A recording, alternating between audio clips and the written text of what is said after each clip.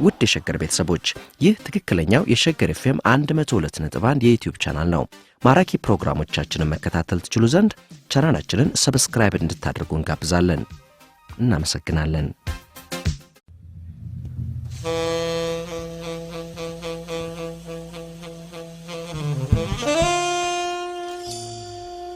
እነሆ መቆያ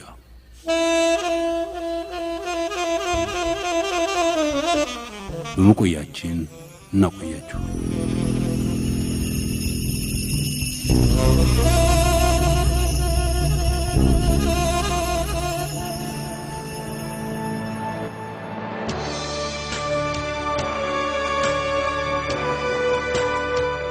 ባፍ ይጠፉ በለፈለፉ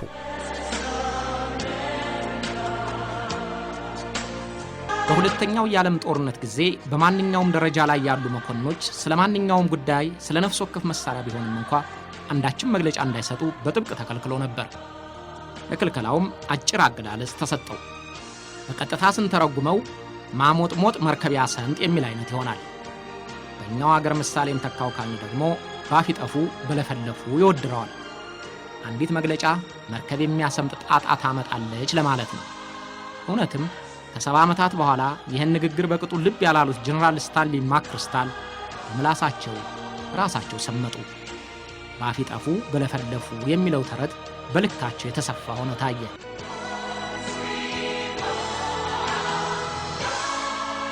በአፍጋኒስታን የሚገኘውን ከ120 ሺህ በላይ የአሜሪካና የናቶ ጦር አዛዥ የነበሩትና እንኳንስ ታሊባንና አልቃይዳ በጀትና በብረት ለበስ የታገዘ ጦር ቢጨመር ከአዛዥነት ወንበራቸው ይፈነቀላሉ ተብለው የማይጠረጠሩትን ጀነራል ማክሪስታልን የአንድ ጋዜጠኛ ጽሑፍ ከተሰቀሉበት የሥልጣን ማማ አስፈንጥሮ ፈጠፈጣቸው።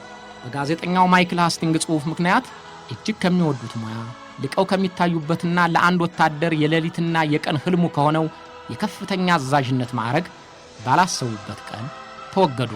ባልጠረጠሩበት ቀን ሰኔ 15 2002 ዓ.ም ማክሰኞ በጧት ወደ ዋሽንግተን ቀርበው ሪፖርት እንዲያደርጉ ጥሪ ተላለፈላቸው። በዚያው የ3 ዓመታት አገልግሎታቸው ተዘጋ። ጤና ይስጥልኝ።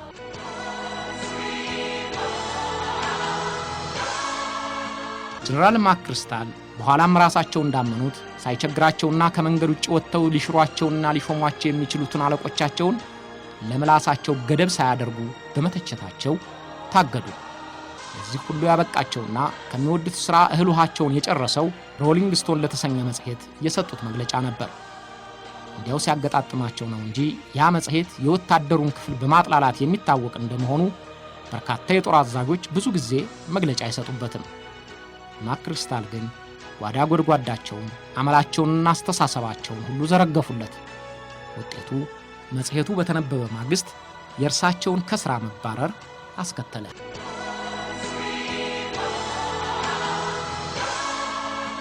የአሜሪካ የጦር ኃይሎች ጠቅላይ አዛዥ ፕሬዝዳንት ሁሴን ባራክ ኦባማ መግለጫ ለመስጠት ከዋይት ሃውሱ ሮዝ ጋርደን ተገኙ።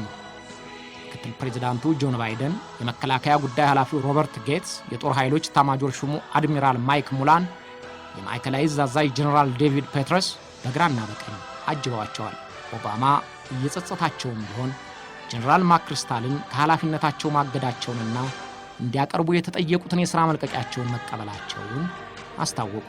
The article in which he and his team appeared showed poor judgment. ኦባማ እንደሚሉት ጀነራሉ ደረጃውን ባልጠበቀ አነጋገር የተሳሳተ ብያኔ በመስጠትና የዲሞክራሲ ማዕዘን የሆነውን ሲቪሉ ወታደሩን የመቆጣጠር ኃላፊነት አናንቀዋል። ስለዚህ አገዷቸው። General Stanley McChrystal's resignation as commander of the International Security Assistance Force in Afghanistan. ዛሬ በአፍጋኒስታን ያለው ዓለም አቀፍ የጸጥታ ኃይል አዛዥን የሥራ መልቀቂያ ተቀብያለሁ። የሥራ መልቀቂያውን መቀበሌ ይጸጽተኛል። ነገር ግን አፍጋኒስታን ላለው ተልዕኳችን ለወታደሮቻችንና ለአገራችን ትክክለኛ ውሳኔ ነው። ውሳኔ ልዩነት ስላለን ወይንም በእኔ ላይ የተናገረውን መሠረት ያደረገ አይደለም። ለጀነራል ማክሪስታልና ለረጅም ጊዜ አገልግሎቱ ከፍተኛ አክብሮት አለኝ።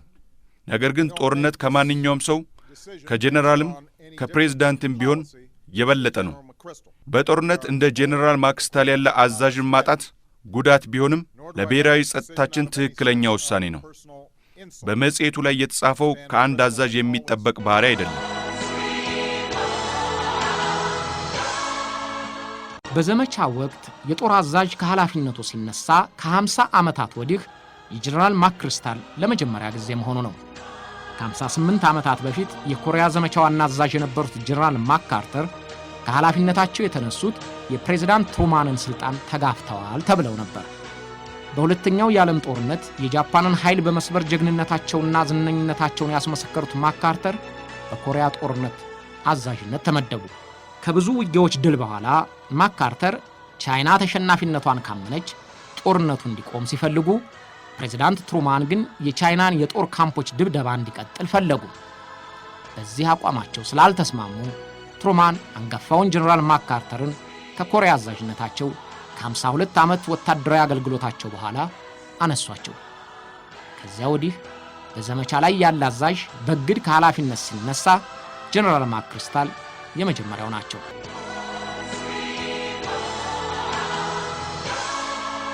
በአሜሪካ የጀነራልነት በተለይም ባለ 4 ኮከብ ባለማዕረግ ለመሆን አድካሚ ጥረት፣ ልምድ ያለዘበው የመደበኛ ትምህርት ዕውቀትና የተመሰከረ የሥራ አፈጻጸም ይፈልጋል። በአሜሪካ ጀነራል መሆን እጅግ የተከበረና በመርፌ ቀዳዳ እንደማለፍ ያህል የሚቆጠር ሹመት ነው። ይህን ማዕረግ ለማግኘት ከ30 ዓመታት በላይ ወታደራዊ አገልግሎት ይጠይቃል። ውድድሩም ከፍተኛ ነው። ማክሪስታል የ34 ዓመት አገልግሎት ያላቸው ሲሆን በትምህርታቸውም ኃላፊነታቸውን በብቃት በመወጣትም ተወድሰዋል።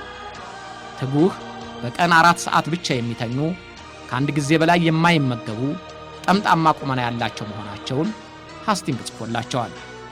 በተለያዩ የክፍለ ጦርና የኮርዞች በአዛዥነት አገልግለዋል።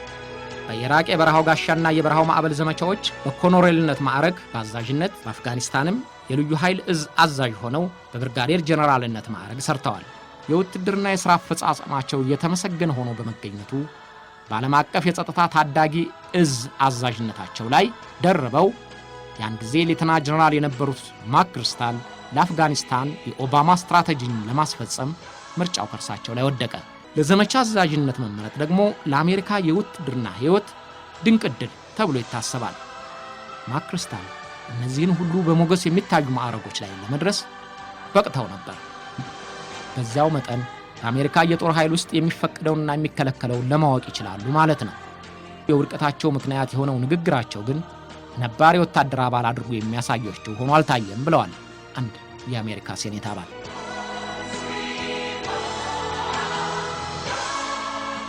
ማክሪስታል በመጽሔቱ ላይ በሰጡት መግለጫ የወረፏቸው ባለሥልጣናት ቀርቶ ይደግፏቸው በነበሩት ሁሉ አስነቅፏቸዋል። የተሰመረላቸውን ቀይ መስመር እንዳለፉ ተደርገው ተቆጥረዋል። ይቅርታቸውም ያልሰላላቸው ስለዚህ ይመስላል። የመከላከያ ጉዳይ ኃላፊው ሮበርት ጌትስ ጀነራሉ ከፍተኛ ስህተትና የማይረባ አስተያየት መስጠታቸውን እንደሚያምኑ የመጽሔቱን ህትመትና ያስነሳውን አቧራ ሰምተው ገስግሰው ለጠየቋቸው ጋዜጠኞች ተናግረዋል። ወታደሮቻችንና የጥምረቱ አጋሮቻችን ለጸጥታችን ሲሉ ከፍ ያለ ዋጋ እየከፈሉ ነው። ስለዚህ እያንዳንዱ ትኩረታችን እነሱን የሚደግፍና የአፍጋኒስታን ተልዕኳቸውን ያለንከን እንዲፈጽሙ መርዳት ነው። ጀነራል ማክሪስታል ከባድ ስህተት መፈጸሙንና ደካማ አስተያየት መስጠቱን አምናለሁ። በቀጥታ አሜሪካን፣ አፍጋኒስታንና በዓለም ዙሪያ የሚገኙ ወዳጆቻችንን ከሚያስፈራሩት አልቃይዳና አክራሪ ደጋፊዎቻቸው ጋር እየተዋጋን ነው። ማክሪስታል እኔንና ሌሎች በጽሑፋ የተጠቀሱ ሰዎችን ይቅርታ ጠይቋል። ለማንኛውም በግንባር ቀርቦ እንዲያስረዳ ጠርቻለሁ ብለዋቸው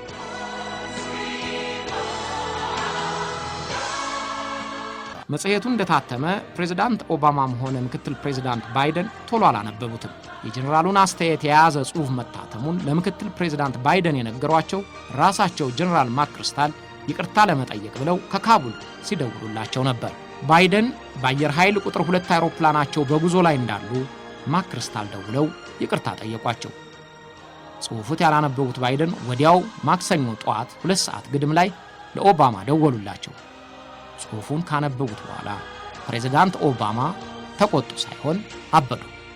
ኦባማ የፕሬስ ሹማቸውን ሮበርት ጊብስን ጽሑፉ ለከፍተኛ አማካሪዎቻቸው እንዲታደል አዘዟቸው። ወዲያው አገር ሰላም ብለው ካቡል ላይ በእዝ ካምፓቸው ውስጥ ያሉት ጀነራል ማክሪስታል ወደ ዋሽንግተን እንዲመጡ ታዘዙ። ሁኔታውን ሰምተው መግለጫ እንዲሰጣቸው የተሰበሰቡት ጋዜጠኞች የኦባማን ስሜትና የማክሪስታልን መጨረሻ ምን ሊሆን እንደሚችል እንዲነግሯቸው ጠየቁ። ዋይት ሃውስ የፕሬስ ጉዳይ ኃላፊ ያገኙት መልስ ፕሬዝዳንቱ እጅግ ተቆጥተዋል፣ ሁሉም ነገር ሊሆን ይችላል የሚል ነበር።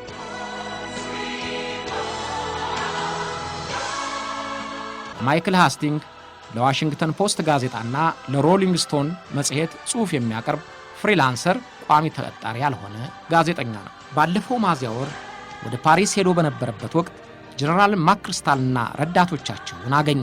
በተለይ የጀነራሉ የሲቪል ፕሬስ ኃላፊያቸው ዱካን በዚህ ጋዜጠኛው እንዳሻው እንዲወጣና እንዲገባ ስለፈቀዱለት ከማክሪስታልና ረዳቶቻቸው ጋር አብሮ ከረመ። በአጋጣሚ ጀነራሉ ፓሪስ በነበሩበት ወቅት የአይስላንድ የእሳተ ገሞራ ፍንዳታ የአውሮፓ በረራዎችን ሁሉ ስላቋረጠ ወደ ካቡል ቶሎ አልተመለሱም። ይህ አጋጣሚ ለሃስቲንግ ጥሩ ሆነለት። ተላምዷቸው አብሯቸው በገበታ መቀመጥና ከረዳቶቻቸው ጋር የሚያደርጉትን ጨዋታ እንደፈለገው ለመስማት ቻለ። የሲቪል ጉዳዮች ኃላፊያቸው በዚሁ ምክንያት ስልጣናቸውን ከለቀቁት የጀነራሉ ረዳቶች አንዱ ናቸው። የሮሊንግ ስቶን መጽሔት የማይክል ሃስቲንግን ጽሑፍ ሲያትም በአብዛኛው ጀነራል ማክሪስታል ባለቆቻቸው ላይ ያላቸውን የተዛባ አስተያየት የሚገልጽ ሆነ። እርሳቸውና ረዳቶቻቸው እየተቀባበሉ የሚናገሩት በዘቀጡና መደበኛ ቋንቋው በማይፈቅድላቸው ቃላት መሆኑ ጉዳዩን የበለጠ አከፋው። በጽሑፉ ላይ ጀነራሉ የፈረንሳዩን ሚኒስትር ለማነጋገር ራት በጋበዙበት ወቅት እርሳቸውና ረዳቶቻቸው ስሜታቸውን የገለጹበት ክብራቸውን በንግግራቸው ጭምር መጠበቅ ላለባቸው የከፍተኛ አዛዦች ስነ ስርዓትን የተከተለ ሆኖ አልተገኘም። አገላለጻቸው እኛም ተርጉመን ለማቅረብ የሚመቸን አይደለም። ፕሬዝዳንት ኦባማ በወታደሮች ስብሰባ ሲገኙ የሚሸማቀቁና የሚያደርጉትን የማያውቁ መሆናቸውን ጀነራሉ መግለጻቸውን ዘግቦታል። ረዳቶቻቸው ደግሞ ኦባማ ማክሪስታልን የአፍጋኒስታን ጦር አዛዥ አድርገው ሲሾሟቸው ምንም ስለሳቸው የሚያውቁት ነገር እንደሌለ አድርገው ሲገልጹ ቃላቶቹ ነውረኛ ነበሩ። ምክትል ፕሬዝዳንቱን ጆን ባይደንን ተናካሽ በሚል ቅጽል ረዳታቸው ሲናገር ክሪስታል እየሳቁ ባይደንን ነው እያሉ ማዳመጣቸውን ይዘግባል። በአፍጋኒስታንና በፓኪስታን የፕሬዝዳንቱ ዋና አማካሪ የሆኑትን ሆልብሩክን የቆሰለ እንስሳ በሚል ቅጽል ይገልጿቸዋል። ረዳታቸው ጀነራል ማክሪስታል አንድ ቀን ስልካቸውን አይተው የአምላክ ያለ የሆልብሩክ ከሆነ ጨርሻ ላነሳው ማለታቸውን ረዳታቸው ለጋዜጠኛው ነግሮታል። በአፍጋኒስታን የአሜሪካ አምባሳደር የሆኑትን ካርል አሌምብሬን ጀነራሉ ከዳተኛ ነው ማለታቸውን መጽሔቱ ዘግቧል። አምባሳደሩ በፕሬዝዳንት ካርዛይ አመኔታ እንደሌላቸውና ስትራቴጂውን ለማሳካት የሚፈልጉ እንደማይመስላቸው መናገራቸውን ምናልባት የአሜሪካ ዕቅድ ካልተሳካ እንዲህ ተናግሬ ነበር ለማለት የሚናገረው ነው ሲሉ ጀነራል ማክሪስታል መተቸታቸውን በመጽሔቱ ተዘግቧል። የፕሬዝዳንት ኦባማ የጸጥታ አማካሪ የሆኑትም ከትችቱ አላመለጡም። ባለ 4 ኮከቡን ጀነራል ጄምስ ጆንስ በ1970ዎቹ ያለ ኮሚክ ሲሉ ዘልፈዋቸዋል። በአጠቃላይ ጀነራል ማክሪስታል እና ረዳቶቻቸው ኦባማንና የቅርብ ከፍተኛ የሲቪል የሥራ ረዳቶቻቸውን አይሸጡ አይለወጡ አድርገው መተቸታቸውን ጋዜጠኛው በጽሑፉ አሰፈረ። ጀነራሉና ረዳቶቻቸው ከጽሑፉ አንዳቸውንም ለማስተባበል አልቻሉ። የጀነራሉ አስተያየት እንደታተመ የሚደግፏቸው ሁሉ አፈሩ። የአሁኑን ጥፋታቸውን ይታለፉ ቢባል እንኳን ከማን ጋር ሊሰሩ ነው የሚለው ጥያቄ አስጊ ሆኖ ተገኘ። በተለይ ከአፍጋኒስታኑ አምባሳደርና ከሆልብሩክ ጋር ተግባብተው ለመስራት ጊዜ ይጠይቃል። ጊዜ ደግሞ አንገብጋቢ ጉዳያችን ነው ይላሉ የአፍጋኒስታን ጦርነት ስትራቴጂስቶች።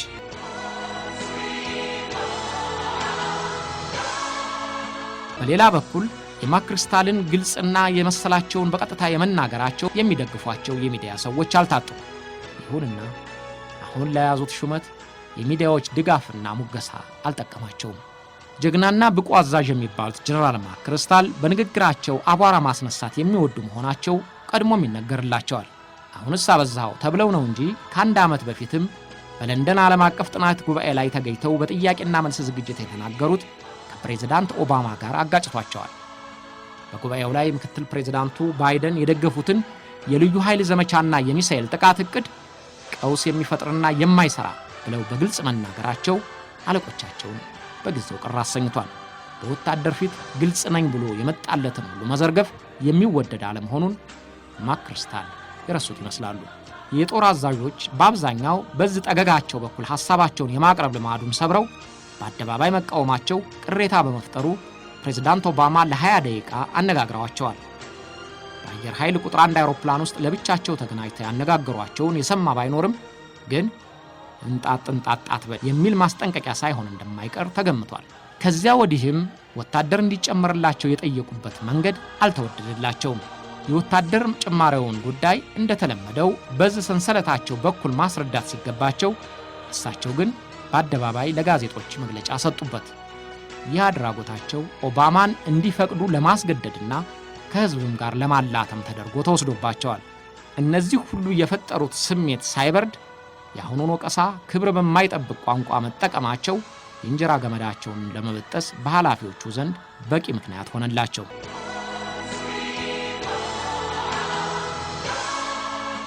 ጀነራል ማክሪስታል በሰሩት ሥራ መጸጸታቸውን መጽሔቱ ሰኞ ታትሞ በማግስቱ ነበር ከይቅርታ ጋር አክለው መግለጫ የሰጡት። የደካማ አስተያየት ያንጸባረቀ ሁለተኛ የማይደገም ስህተት ነው ብለው ነበር።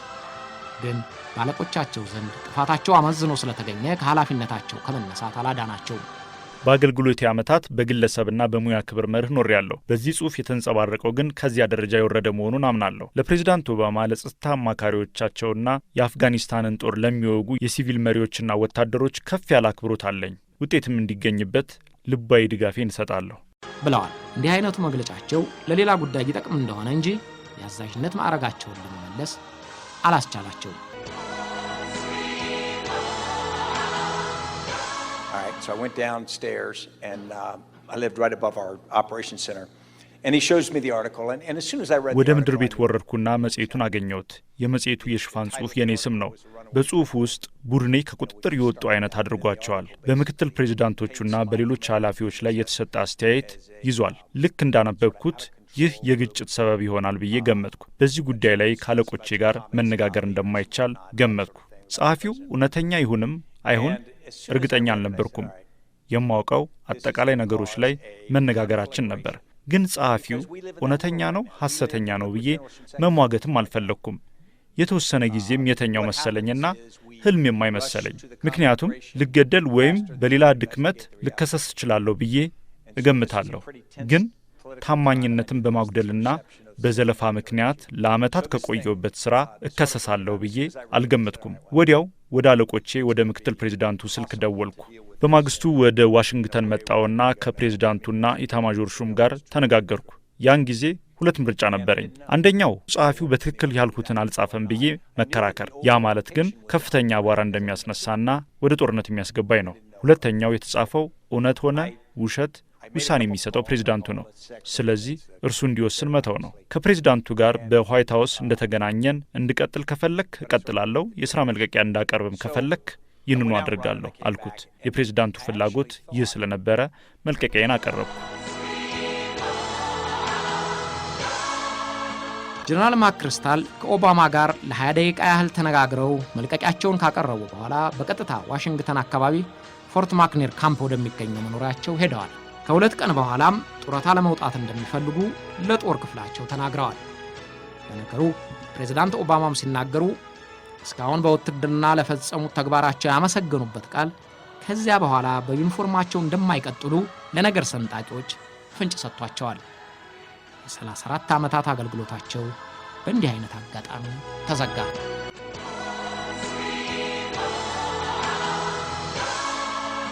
ፕሬዝዳንት ኦባማ የጀነራል ማክሪስታልን ሽረት ባወጁ ዕለት የጀነራል ዴቪድ ፔተርሰን ሹመት አብስረዋል። ጀነራሉ የማዕከላዊ ዕዝ አዛዥና የአፍጋኒስታን ስምሪት በእርሳቸው የሚመራ የማክሪስታል አለቃ ናቸው። የኢራቁንም ጦርነት የመሩት እርሳቸው ናቸው። በደረጃ ከታየ ከአትላንቲክ እስከ ፓሲፊክ ያለውን የአሜሪካ ጦር የሚመራው ጀነራል የአፍጋኒስታን አዛዥ ሆኖ ሲመደብ ዝቅ ያለ መስሎ ይታያል። ግን አሜሪካኖች አሰራራቸው እንዲህ ነው። በሰላም ጊዜ ከፍተኛ አዛዥ ሆነው በርካታ ሰራዊት የሚመሩት ጦር አዛዦች በጦርነት ጊዜ ጥቂት ኃይሎችን እንዲመሩ ይመደባሉ። ማክሪስታል በታገዱበት ጊዜ አዲሱ ተሿሚ እስኪደርሱ የተኳቸው እንግሊዛዊ ሌተና ጀነራል ፓርከር ናቸው። ጀነራል ማክሪስታል በመነሳታቸው አንዳችም ችግር አይገጥመንም ብለው ለጠቅላይ ሚኒስትር ዴቪድ ካሜሮን ገልጸዋል። ሌተና ጀነራል ፓርከር ለእንግሊዙ ጠቅላይ ሚኒስትር እንዳስታወቁት አዲሱ ተሿሚ እስኪደርሱ ድረስ አንዳችም ቀውስ እንደማይፈጠር አረጋግጠውላቸዋል።